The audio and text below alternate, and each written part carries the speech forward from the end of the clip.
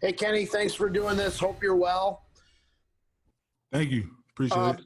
So, obviously, with what happened in the San Francisco game, what do you think happens if another team tries to run it 42 times in one game against you guys? Well, I mean, you know, they had a great, game plan, and I think, we talked about it earlier that we picked the wrong time to have the worst game. Everybody picked the wrong time to have their worst game. But this year, we don't plan on, guys being able to run the ball whatever 42 times on us. We gonna fix some stuff just all around with our defense, and just excited about the guys in our room. Excited about the guys that we brought in, and trying to hit the ground running. Hey, Kenny, thanks a lot. How do you handle all the uncertainty contract-wise?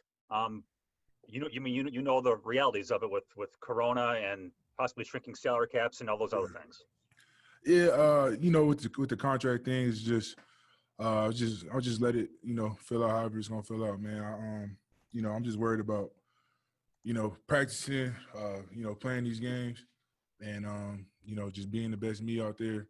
And I'm letting my agent and let upstairs let all those guys handle all that stuff, and we'll see where we go from there.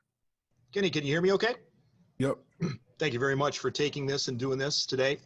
Was there any part of you that considered opting out? I know Devin was the only guy that this year on your team that decided to opt out, but did you consider that with what's going on? Nah. What made you decide to play? I just miss football, man, and everybody has different situations. Everybody just had different situations. So I just, my situation and everything that's going on with me. My family's healthy, my girlfriend's healthy. I'm healthy, so I'm gonna go out there and play.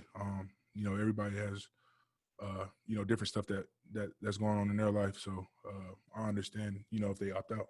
Hey, Kenny, thanks for doing this, man. That what you just told Lance is kind of what you said to Tausch and I when you were on with us about a month ago. So I knew that that's how you felt, but I'm wondering now that you're there, can you give us a glimpse into what it looks like as you're walking around and how different it is than the place you left at the end of last season? And then you're going to be in the close quarters of this line of scrimmage with offensive linemen. So what are your concerns now that you're there? So those are kind of my two-part questions. Man, it's just, it's going to come down to, whoever handles, this situation the best. And, that's who's going to be, at the top at the end. And, I feel like we're taking all the right steps. You walk in here, you're getting tested, it's sanitizers everywhere. And, it's just, the mask, everything that we're doing, they're serious about, getting us ready to be able to play and keeping us healthy. So I would say, I feel safe here. And, I feel like, the Packers, they all on board with making sure that, we're safe to play, to go out there and play. I feel like they're doing a real good job with that. Mike Spofford, go ahead. Yeah, Kenny, thanks for the time. Good to see you. Was just wondering, we heard from Coach Pettine in the offseason talking about Kingsley Keke moving into his second year and maybe taking on a little bit bigger role with the defensive line. I'm wondering just your impressions of Kingsley, getting to know him as a rookie, and maybe what you think lies ahead for him moving forward. A guy that has a lot of potential. I think he has a lot of potential to be a great rusher too. Not only he can stop the run. I think he can be a really good rusher. He's really athletic, has a lot of ability. I'm not going to sit here and try to hype him up and all that kind of stuff. But I just want all the guys to just come in, being ready to work and do their part, and just make the defensive line better. And I think Keke is going to be a huge part of the plan of doing that. Brian Wood, go ahead. Hey, Kenny, it's good to be speaking with you. Hope you're well. We don't know yet what the crowd situation will be this fall, but best case scenario, it's going to be obviously significantly reduced. How does the lack of noise and just the lack of fans in the stands for a guy like you who plays in the trenches change the way that the game is played?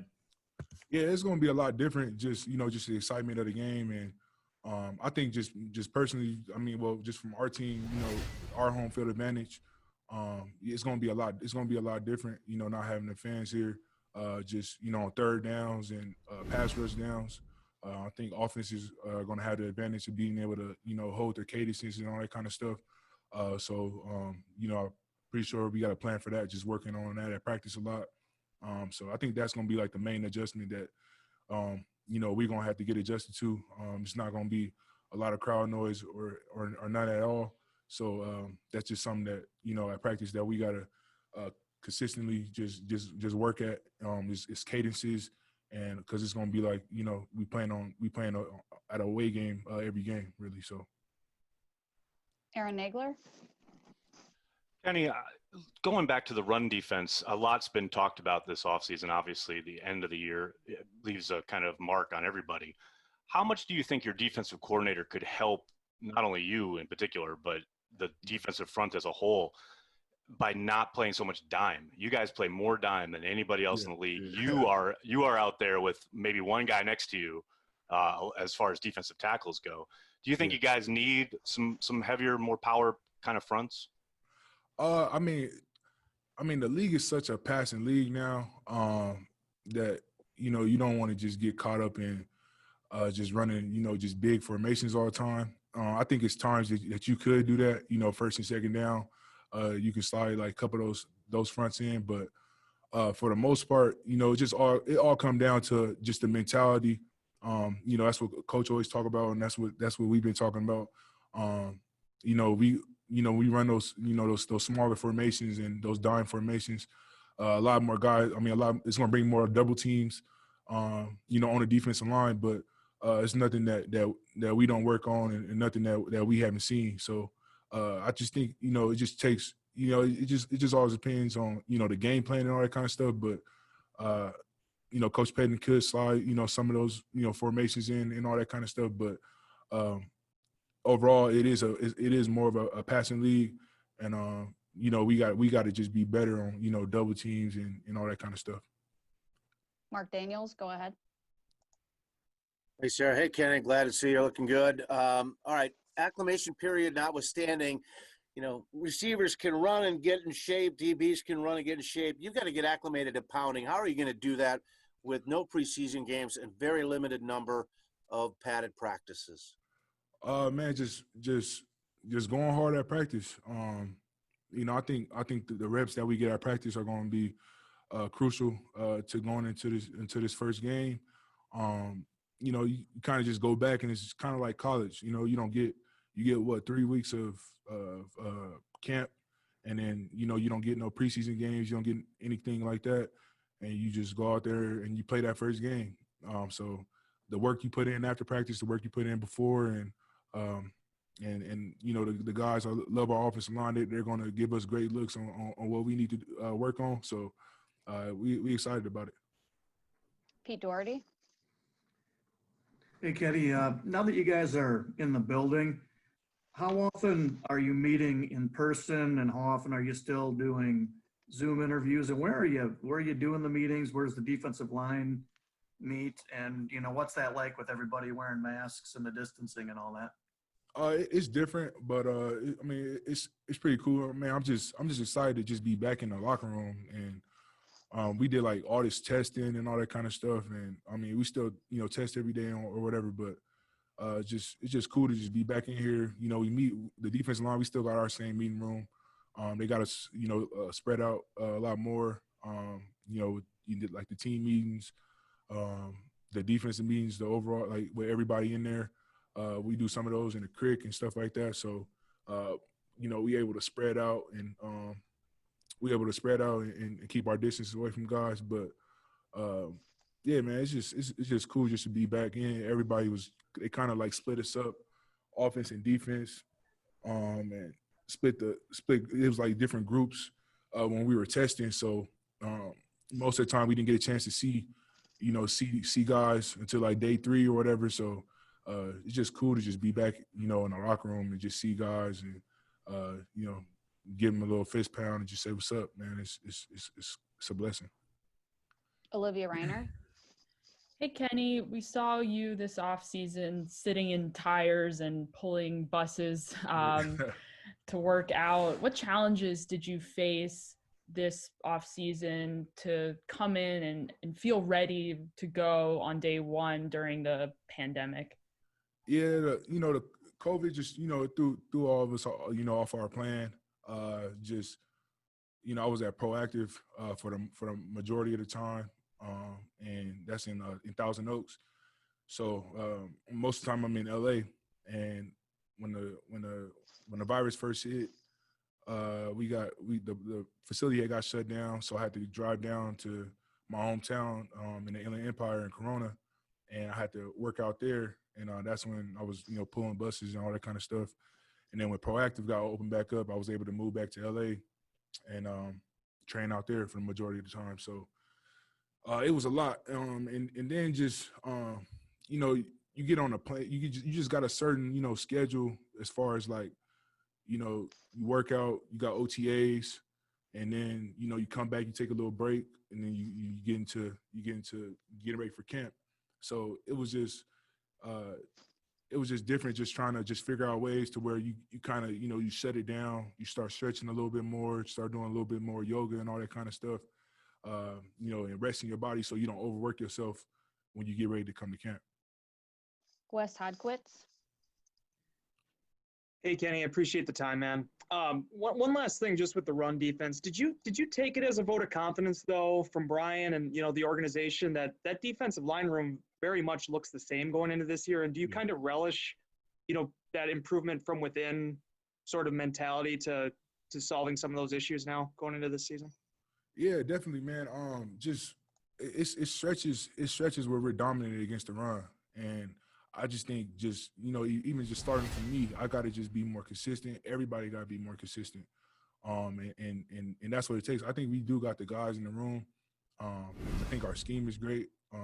You know, coach puts us in a lot of situations to where we can win one-on-ones and a run in the pass, and we just got to capitalize. And it's going to take a mentality. It's going to take guys playing with great technique, and not just being able to just, you know, play their gap and just do their job. Everybody gotta play a gap and a half, especially in this defense. So we gotta make the plays where we're supposed to make the plays, and sometimes we gotta have that mentality where we gotta just make plays when it's not asked of us. So I'm gonna constantly just be preaching that to our defensive line this year, and just, you know, it's just not good enough just to be doing your job. You don't want to just go off and do somebody else's, but you want to knock your guy back and be able to play both gaps and make it tough on offenses. So you know, that's the plan this year, and just the plan, and that's the plan, and we got to just be more consistent as a defensive line. Period. Bill Huber. Hey, Kenny, you're coming off a great year, a Pro Bowl year. You were not voted to the top 100 players. I'm wondering if that matters to you at all. Is it totally irrelevant, or is that something that lights a fire under you for this season? Man, I don't know. It's just sometimes just it messes with my mind because it's like I don't know what much like I can do or show. I don't know. I don't know, like I don't know. So, but it's clearly, you know, people don't. I don't know if they don't respect me as much, or I don't know if it's because I'm inside. They don't see they don't know the game. They're not watching the film. They don't see me on tape as much. I'm not making as much splash plays. I don't know what it is, but I gotta, you know, just get back to work and you know, just keep proving myself again this year. So just plan on just having another great year, and hopefully they see that this year. Jason Wilde. Well, Kenny, it's nice of them to give you that extra motivation. I'm wondering, I'd love to ask more football questions, but I am curious, how are you going to alter your life outside the building? Both Matt and Goody kind of talked about that yesterday. You're obviously one of the leaders on this team, so guys will be looking to you to kind of set an example. What are you going to take out of your daily life that may be normal and maybe okay, even if you were wearing a mask to go get dinner or whatever? Are you going to live differently outside the building? Yeah, I think you got to just hold yourself accountable and just constantly just preach that to the team that if we want to continue to play, if you want to have a chance to have everybody available and have a chance to compete for a Super Bowl, then we're gonna have to live through those guidelines of just staying in the house and quarantining and handling our business the right way. And whoever handles the situation the best is most likely gonna be there at the end to compete for a championship. So God, you got to just preach that to the team and just make sure I'm gonna hold myself accountable.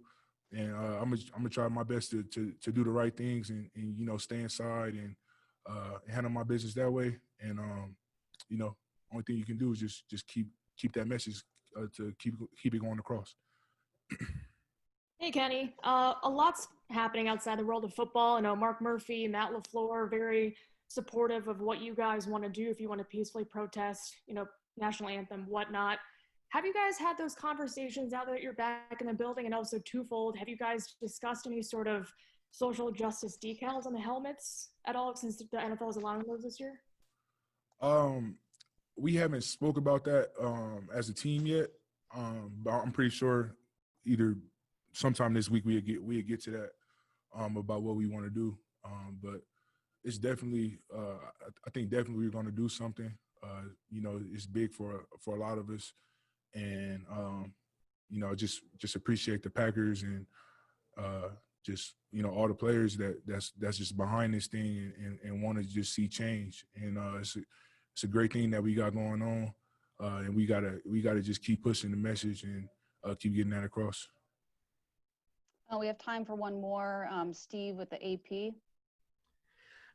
I apologize. I was here late, and I apologize if you've been asked this already. But I was just wondering, all the players who've opted out. Are you surprised at the number of players who've decided to opt out of this season? Or do you expect more? And what was your own thought process when you decided whether to come back or not this particular year?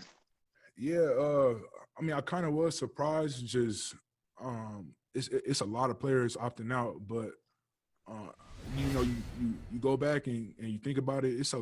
Everybody's going through different things, and I know a lot of guys have kids and all that kind of stuff. I don't know, how that feels yet. I don't have any kids and all that kind of stuff. Or majority of my family's they're pretty healthy.